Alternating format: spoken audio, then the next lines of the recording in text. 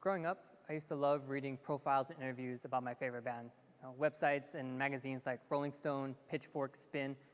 These were the places I used to go to constantly. However, I want to find content about, say, like my favorite Mexican band or my favorite Argentinian singer.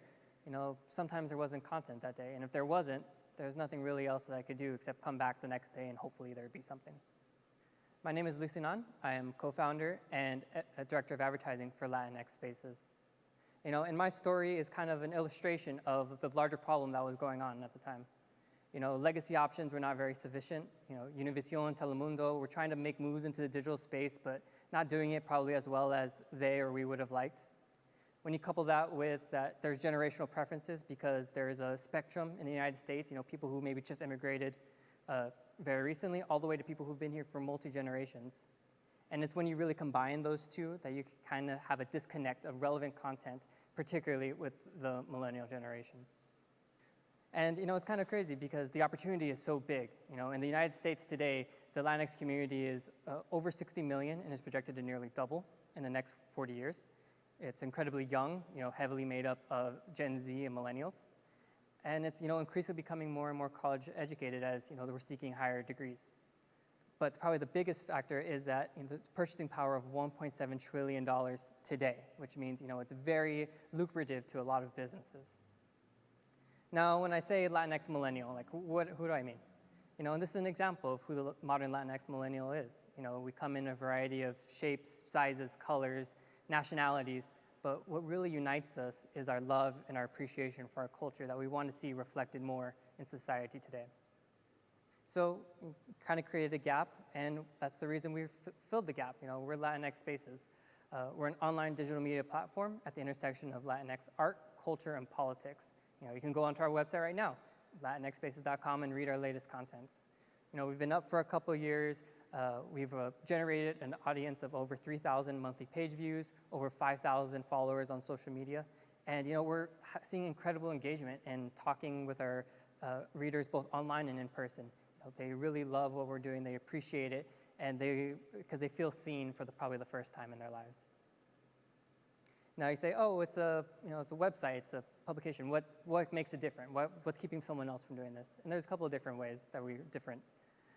First off, our content's going to be editorial in style. So if you're familiar with the Atlantic or New Yorker, it'd be like that, a little bit more long form where people can really sink into the content. It's going to be based on decolonial theory, which is a philosophical movement that we don't view everything through a Eurocentric lens anymore, and that you really develop a different appreciation for native art and culture that way, and history. And lastly, we're rooted in understanding Latinx culture because we grew up in it. We understand it, and we have a deep love for it and an appreciation for it that only comes through an upbringing in years and years and years of being immersed in the culture. So all three of these kind of come together to create a differentiated value and voice, which we really feel is going to resonate with our readers and keep them coming back again and again. So now, to how do we plan to kind of turn this into a business model?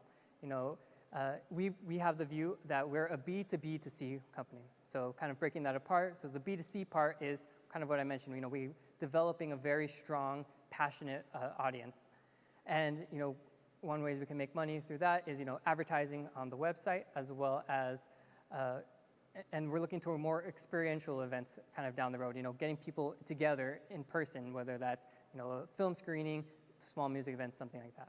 And now the B2B side, as I said, the 1.7 trillion is very lucrative. So we can help companies either both understand this community through data leveraging and kind of just giving them insights, as well as to more in-depth like marketing services where we help them consult their messaging, their branding, their product to better engage with this audience.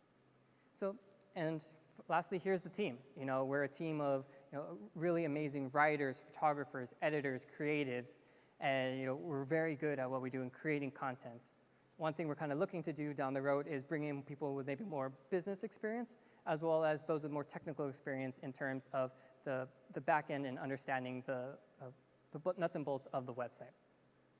So I said, our team is incredibly passionate. We believe in what we're doing.